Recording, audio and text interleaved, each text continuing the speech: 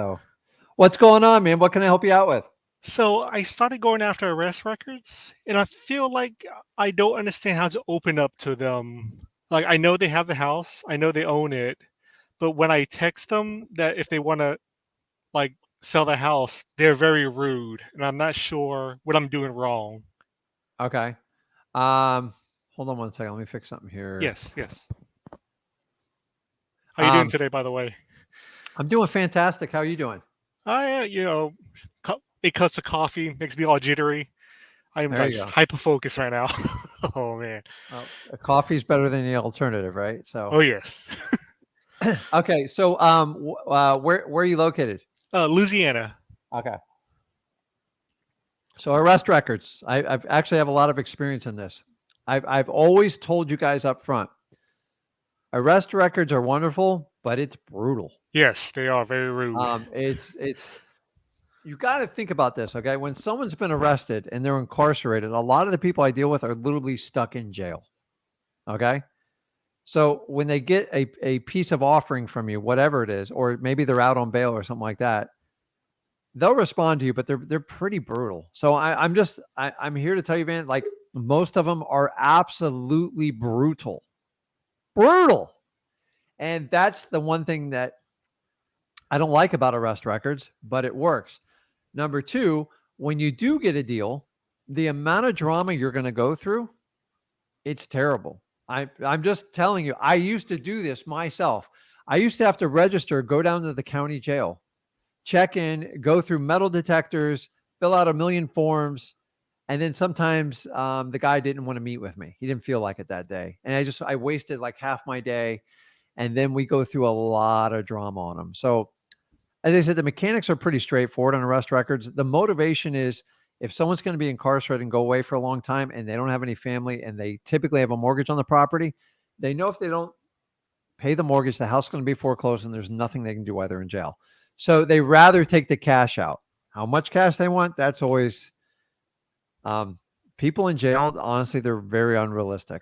Like they just think the house is worth $1 million and you're going to do this and that, and it's very very challenging to get access to the house and do everything. So, does all this resonate with you? What I'm telling you? Yes, yes. I've been for the people that I talk to, they surprisingly have phones inside their cells. Like I watch Netflix and TV shows and stuff. They never have communications inside their rooms, but they have text messaging and they have phone calls right in their Yeah, cells. yeah.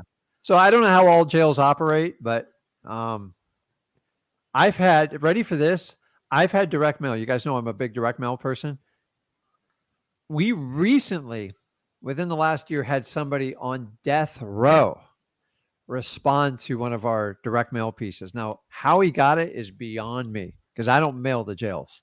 So somehow the letter got forwarded to him and he wrote some crazy letter back to us and gave us all these conditions. And we looked up, he's in for multiple counts of murder of children of all things.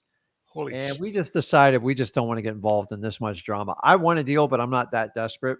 And he made it very clear it was going to be difficult. And we had to spend a lot of time with him in jail. And we just decided to move on and pass. So he bugged us for 3 months later and then went away. So, dude, all I can do is you got to kind of hang in there. And the mechanics of arrest records is you get the arrest records from your you can get them online. It's pretty easy. And then Yes, you cross reference to see if they own property. You skip trace and you call them. yes. You interested in selling? You the owner of this property? You interested in selling? That's all you can do. They Okay. are Oh, going to okay. light you up, Van. They're going to light you up. And Okay, I thought it was some other honestly, secret way. if it's eating you alive, just stop doing it and find another way to do it. It's not fun. Yeah, it's But every really difficult. but when you do find them, you do pretty good. The biggest challenge is honestly getting them to sign the contract. That's the hardest part when someone's in incarceration. It's really, really tough because you typically have to go down to the jailhouse, and it's quite a process. Um, and you have to pre-register. Sometimes they do background checks on you, all sorts of crazy stuff, and you get a visitor's patch. I got a whole drawer full of them. I stopped doing it. I have people who still do it for me, and they just go, "Oh my god, I don't want to go see this guy or this girl." I'm just like, "Welcome to my world." Like that's how deals work. So If there's any specific objection I can help you overcome other than like they're nasty to you, I can't fix that. So I have one lady that she wants to sell the house, Okay. and she's gonna sell it as is, but with all her stuff in there. She's in there for about 30 years for domestic abuse. She racked that up for like 4 times in a row at a, Okay. at $45,000 each charge, and she's gonna be in there for a while. Okay. But what should I do with her stuff? That's your biggest concern, her stuff? Who Well, like cares? usually I buy houses that kind of vacant and just have trash and stuff, but her, So, I don't, so I don't. have you seen the inside of the house, Van? Yes, How much stuff we talk? How big of a house is it? it's a 2,000 square feet ish. It has it's a hoarder's house. Okay. See, that changes a little bit of it. So what do you think it would cost you to get that stuff out of there if you had to hire someone? Put a dumpster there, the whole 9 yards. About 1,000 ish, maybe. So everything has a number. So just solve it. It's a math problem. If you're getting a really good deal, $1,000 is nothing. Okay. If the deal's super tight and you're worried about $1,000, you probably got it at the wrong price. I'm just being honest with you. So, um, guys, 75% of the houses I buy are full of crap. We just write it in the equation. So a lot of the deals I sign, I sell it with the crap in it. I don't like hoarders houses. They're a pain in the butt. I got 2 going on right now, and I literally wholesale them as I see them. Like I don't even spend a dime on them because there's nothing you can do at a hoarder's house to make it look better. They're usually infested with bugs. They have structural issues. Um, they're just disgusting. Like the walls are wet, the moisture's terrible. They don't turn on the air conditioning. So now, if it's a house that I can wholesale, I'll go in, put a couple $1,000, clean it up, put it on the market. But like on a hoarder's house, so what do you have a contract with them, or are you still discussing it with her? We're still discussing it, but Okay, she wants to sell it for 10,000. The market value for it is around 90,000. so she wants to sell it for 10, and it's worth 90 Well, like renovated and stuff. Not renovated. yeah, and Okay, it has damages like mostly paint, foundation issues because it's on piers, so do you think and you could find a cash buyer to buy that property for 5 or 10 grand more than you're buying it for? yeah, I can find them pretty quick. Like, Don't worry about the thought. Like, just move on. Now, if you want, the house is vacant, or is somebody in there? oh, it's vacant. Okay. There was a dead animal in there, but like, Now, well, there's the, probably more hidden below all the stuff. oh god, The please no. problem with cleaning out a hoarder's house, it's usually 3 times worse than what you thought it was because it never ends. I did a hoarder house about 3 years ago, and my crew was like, "Dude, Rick, we need another dumpster." We did 3. Ready for this? 40-yard dumpsters, and it wasn't that big of a house. I was in shock. Holy Okay, Jesus! 40 yards is 220, so that's like doing 6 dumpsters, and it just didn't stop because I did not take into account that they stuffed the attic to the gills where nobody could even get up there. So one of the 2 ways is you can take a risk, spend $1,000, which it might be closer to 2,000. I'm going to be honest with you. And the idea is if you put 1,000 or 2,000 into it, can you double your money or get 5 times the return on it? So have you ever gone to Vegas, man? Oh no, no, too poor for that. Okay. So, but like honestly, if you're going to bet on something, you need to have like an 80% outcome of the probability. So if you put 1,000 into it and say instead of selling that house for 15,000, you could now sell it for like 22,000, it's well spent money. What's your worst case scenario?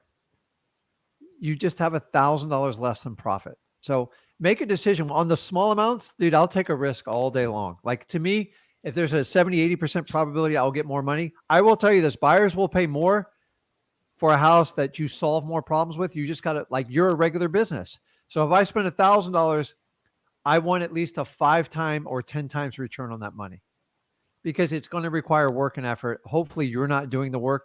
Do not go in there with a hazmat suit. You ain't gonna like it. So, either way though, or just sell it with the current problem and move on with your life. Sometimes hoarder's house I don't want to touch because in my experience, when you take the stuff out, the house looks worse than when you started with. The carpet's all stained. There's Oh, maggots everywhere.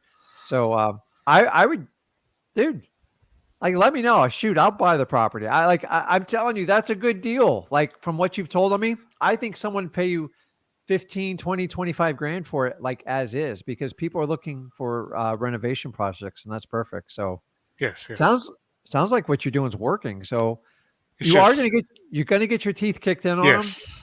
And It remember is the arrest rough. records. Like, how many leads have you dealt with so far in total that actually own a home? So we can share it with others. About 8. Yeah. So it's not a full time job. So move on to the other one: code violations, tax delinquencies. You can do high equity and go down, but like arrest records, guys, if you do it, it's a very, very small like amount of leads. They're actually significantly less than probates, but when they hit, they usually do very well. So, man, when are you going to get that under contract? Oh, probably next week. Okay. It's just Well, hard to talk to those people and set up times. But I can talk to them over the phone and text, but in okay. person to person, it's rough. Okay. Go get it and come back with us and share the results with it. You have got to find the straightest line to getting that under contract because you have nothing to lose on this one, man. Like honestly, most people would dream to do a $10,000 property to sell it for like another 10. Like it's the perfect scenario. And if you struggle with it, let me know. Like I'll buy it or find somebody in the chat here. They'd be more than happy to buy this deal from you. So, Yeah. Yes, um, thank you. Thank you. any other questions? Anything else I can help you out with? Um, not at the moment. Okay. Okay. Thank you So very much. guys, okay. Ben, I appreciate you. Go get that. And hopefully I've helped you. And guys, I'm not here to embarrass anybody on the lives. I actually want to help you. And hopefully I've given Van a few ideas.